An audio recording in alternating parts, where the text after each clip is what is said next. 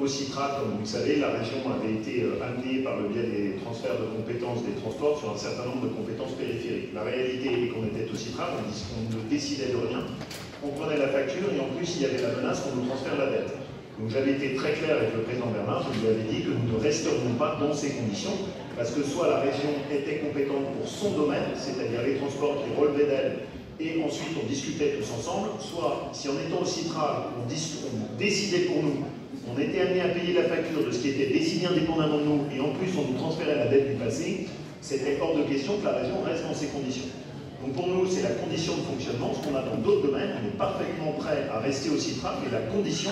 c'est qu'il y ait des domaines de compétences qui soient scindés, et que là où c'est la compétence de la région et où on paye, on décide, et là où c'est la compétence de la métropole, c'est la métropole qui décide. Donc les cartes sont dans la main de la métropole, soit elle souhaite faire bouger le système de gouvernance pour assurer cette garantie en restant avec plaisir, soit l'objectif c'est de piocher dans le tiroir caisse de la région pour financer des domaines qui ne sont pas de notre responsabilité, et auquel cas ça n'a pas de sens. La deuxième chose en revanche, c'est que s'agissant du réseau de RER, je rappelle que la compétence ferroviaire est notre compétence et pas la compétence de la métropole. Donc il n'y a pas de RER métropolitain qui vont se mettre en place, il n'y a pas de billettique qui soit décidé par la métropole, c'est la région qui est amenée à décider sur ce domaine, et je souhaite que nous puissions le faire en partenariat avec la métropole. Je l'ai dit plusieurs fois, de la même manière que nous le faisons à Grenoble, sans d'ailleurs que nous soyons dans l'autorité d'organisation des transports de bus de Grenoble, mais nous travaillons en commun, et d'ailleurs dans un esprit qui avance bien, où l'objectif est de travailler ensemble. Ce que je vais proposer très clairement, et ce sera un point de rendez-vous, c'est que je vais dire au président de la métropole, ben voilà la liste des opérations ferroviaires que nous sommes prêts à mener, elles ne sont réalisables qu'avec un cofinancement.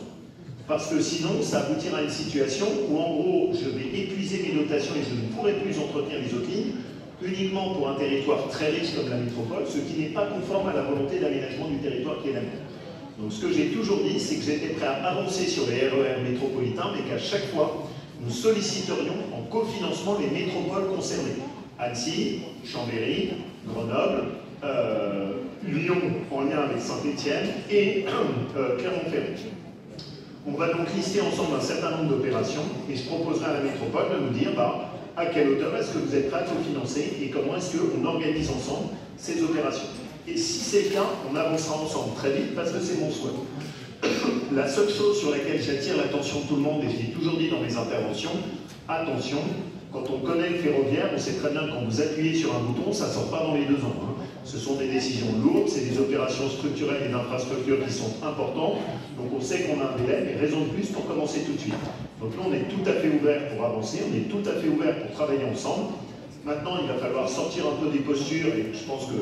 la période électorale est finie et qu'il faut que maintenant tout le monde avance constructivement. Donc je ne donnerai évidemment pas la propriété des lignes, c'est la région et sa responsabilité. En revanche, ce que je vais proposer à la métropole, c'est de cofinancer avec nous les travaux sur les infrastructures et ensuite d'être associés à nos côtés sur la bonne information et le bon lien entre les lignes qui seront de notre responsabilité et les lignes qui resteront de la responsabilité de la métropole. Donc l'objectif est d'avancer clairement. Le contrat de plan État-région sera pour nous évidemment un point de rendez-vous, même si malheureusement l'État en a sorti les infrastructures. Mais l'idée serait qu'on puisse avoir une signature de contrat parallèle uniquement région-métropole à ce moment-là. Voilà.